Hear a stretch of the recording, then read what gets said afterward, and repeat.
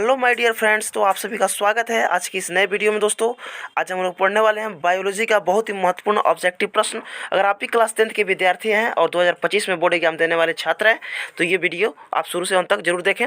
इससे बहुत आपको फ़ायदा होगा, काफ़ी फ़ायदा होगा। तो चलिए बिना लेट किए वीडियो को स्टार्ट करते हैं और पहला नंबर सवाल को देखते हैं।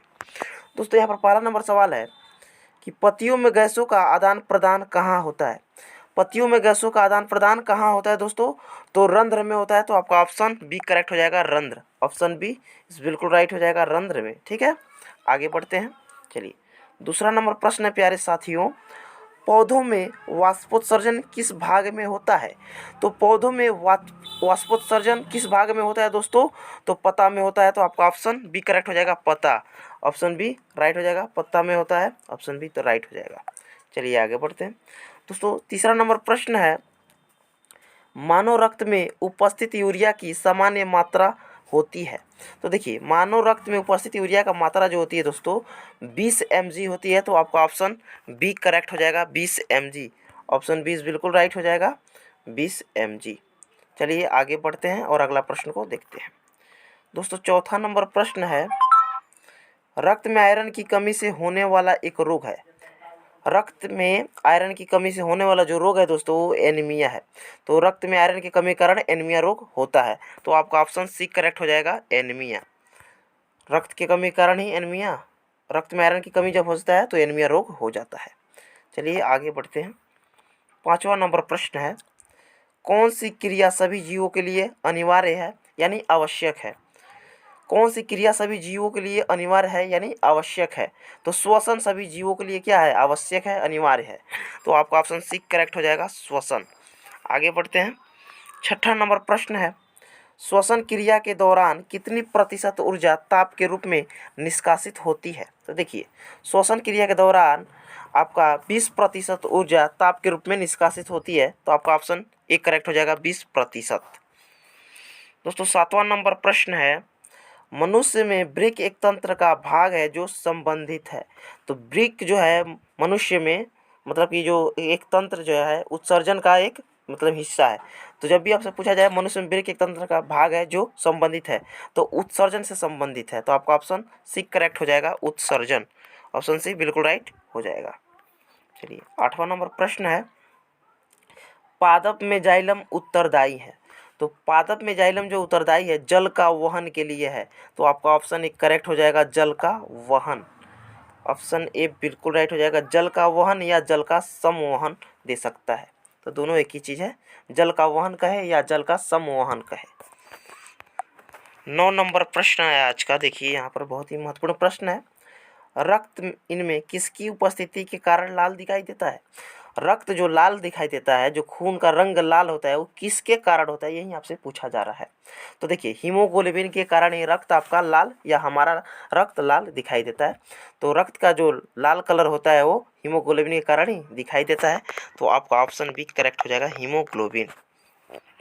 10वां नंबर प्रश्न है, पौधों के वायवीय भागों में जल के निष्कर्ष की क्रिया कहलाती है। देखिए, पौधों के वायवीय भागों से जल की निष्कर्ष की क्रिया जो कहलाती है वो वाष्पोत्सर्जन कहलाती है। तो आपका ऑप्शन डी करेक्ट हो जाएगा, वाष्पोत्सर्जन। चलिए, 11 नंबर प्रश्न है, वह प्रक्रम जिनके द्वारा शरीर में ऊर्जा का उत्पादन होता है कहलाता है। वह प्रक्रम जिनके द्वारा शरीर में ऊर्जा का उत्पादन होता है क्या कहलाता है। तो श्वसन कहलाता है। तो आपका ऑप्शन बिल्कुल राइट हो जाएगा, श्वसन। श्वसन कहलाता है। 12 नंबर प्रश्न है, प्रकृति में ऑक्सीजन का संतुलन कैसे बना रहता है। प्रकृति में ऑक्सीजन का संतुलन कैसे बना रहता है प्यारे साथियों। तो देखिए, प्रकृति में ऑक्सीजन जो संतुलन है प्रकाश संश्लेषण के द्वारा ही बना रहता है। तो आपका ऑप्शन भी करेक्ट हो जाएगा, प्रकाश संश्लेषण। 13 नंबर प्रश्न है, मनुष्यों में सांस लेने और छोड़ने की क्रिया को क्या कहा जाता है। तो मनुष्यों में सांस लेने और छोड़ने की क्रिया को श्वासोच्छ्वास कहा जाता है। तो आपका ऑप्शन बी करेक्ट हो जाएगा, श्वासोच्छ्वास। श्वासोच्छ्वास ऑप्शन भी करेक्ट हो जाएगा। चलिए आगे बढ़ते हैं। देखिए, 14 नंबर प्रश्न है, मैग्नीशियम पाया जाता है। मैग्नीशियम कहाँ पाया जाता है। तो क्लोरोफिल में पाया जाता है। तो आपका ऑप्शन एक करेक्ट हो जाएगा, क्लोरोफिल में मैग्नीशियम पाया जाता है। आपको ये पूरा सवाल को बहुत ही बारीकी से बताया जा रहा है, आप इसको अच्छा से याद कर लेंगे, इसके अंदर से ही आपके बोर्ड एग्जाम में सवाल रहेगा। चलिए अगला प्रश्न को देखते हैं। 15 नंबर प्रश्न है, बहुत ही महत्वपूर्ण प्रश्न है।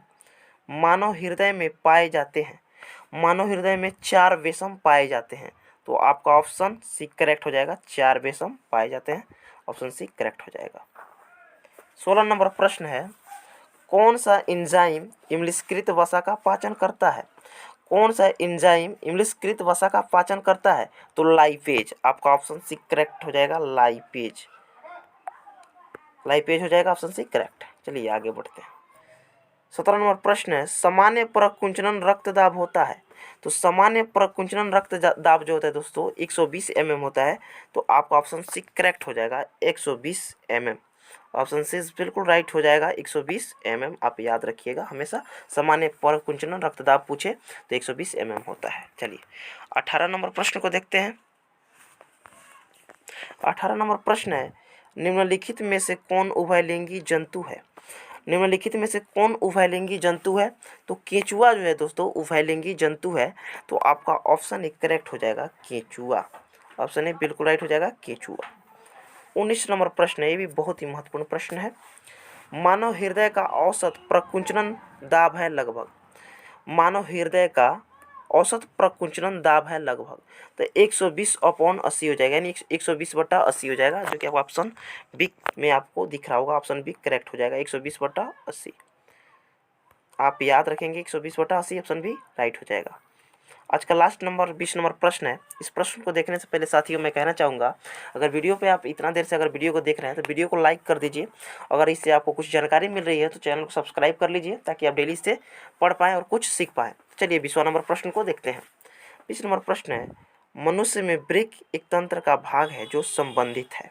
तो मनुष्य में वृक्क एक तंत्र का भाग है जो संबंधित है, तो ये उत्सर्जन से संबंधित है। तो आपका ऑप्शन सी करेक्ट हो जाएगा, उत्सर्जन। प्यारे साथियों क्या हो जाएगा, उत्सर्जन, ऑप्शन सी करेक्ट हो जाएगा, उत्सर्जन से ये संबंधित है। आई होप कि दोस्तों आप सब वीडियो काफ़ी पसंद आया होगा। तो फिर इस तरह मिलते हैं एक नई वीडियो के साथ, तब तक के लिए जय हिंद, वंदे मातरम।